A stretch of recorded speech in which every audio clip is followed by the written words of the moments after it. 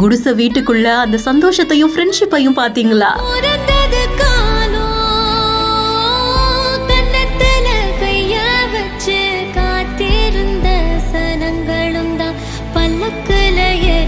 நண்பர்களுக்கு இதை விட பெருமை என்னங்க இருக்க முடியும்?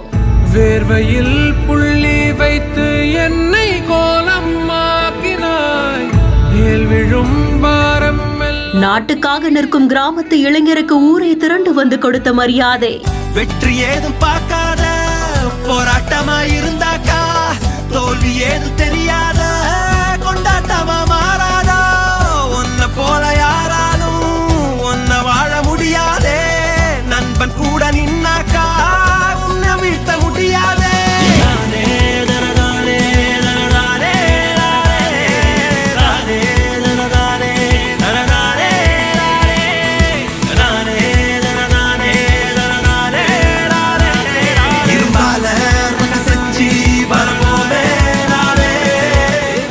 அப்படின்றவங்களுடைய இன்ஸ்டாகிராம் பேஜ்ல தான் இந்த நிகழ்ச்சியான வீடியோவை ஷேர் பண்ணிருக்காங்க. இந்திய ராணுவம், கடற்படை மற்றும் விமானப்படையில இளைஞர்களை சேர்க்கும் ஆட்சேர்ப்பு முறையா அக்னிபாத் திட்டத்தின் கீழே அக்னி வீரர் தேர்வு நடத்தப்படுது. இந்த தேர்வுல தான் கும்பகோணத்துக்கு பக்கத்துல ஒரு கிராமத்தை சேர்ந்த ரகு அப்படின்ற இளைஞர் தேர்ச்சி பெற்றிருக்காரு.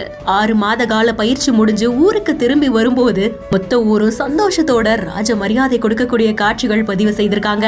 சொந்த ஊருக்கு வந்த உடனே நண்பர்களை பார்த்து நான் ஜெயிச்சிட்டேன் அப்படின்ற மாதிரியா சந்தோஷத்தோட அந்த கேப்ப நண்பர்களுக்கு போட்டு விட்டு அழகு பாக்குறதெல்லாம் வேற லெவலுங்க.